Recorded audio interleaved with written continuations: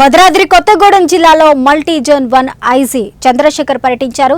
అనంతరం ఆయన సమావేశం నిర్వహించారు. ఈ సందర్భంగా వివిధ హోదాల్లో ఉన్న 64 మంది మావోయిస్టులు లొంగిపోయారని తెలిపారు. తెలంగాణ ప్రభుత్వ పథకాలు మావోయిస్టు కుటుంబాలకు వివరించి చైతన్యపరచడం ద్వారా లొంగుబాటు జరిగిందని అన్నారు. ప్రతి మావోయిస్టు లొంగుబాటు ద్వారా ప్రశాంత జీవనం కోసం పోలీస్ శాఖ కృషి చేస్తుంది అన్నారు.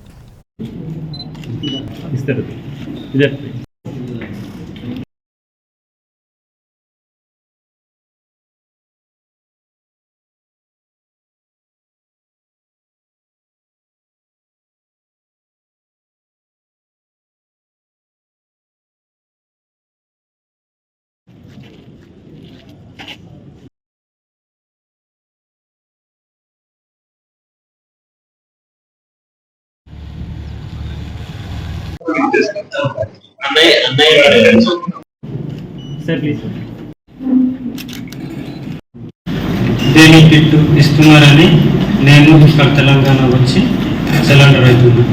మా ఊరిలో ఎలాంటి వికాస్ కార్యం లేదు, రోడ్డు లేదు, బోరింగ్ లేదు, హాస్పిటల్ లేదు, స్కూల్ లేదు. అందుకే నేను ఇక్కడ వచ్చి సిలిండర్ అవుతున్నా. సిలిండర్ 95 మంది దాదాపు 100 మంది వరకు ఇంకా అగ్నితుల్లో ఉన్నారు.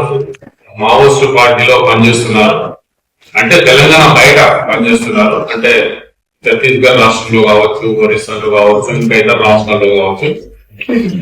వారికి కూడా మా విన్నపం ఏంటంటే గమనించగిన సిద్ధాంతాలు పట్టుకొని ఈ హింస వాటిలో వెళ్ళకుండా వచ్చి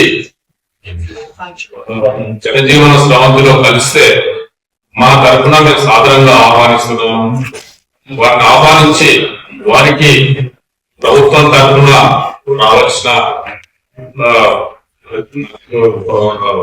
రివార్డు కావచ్చు, ఇంకా వారికి జీవితం ప్రశాంతంగా పెంచడానికి రిహాబిలిటేషన్ కింద తప్పకుండా మా సహకారం అందిస్తాము. కాబట్టి మా విన్నపం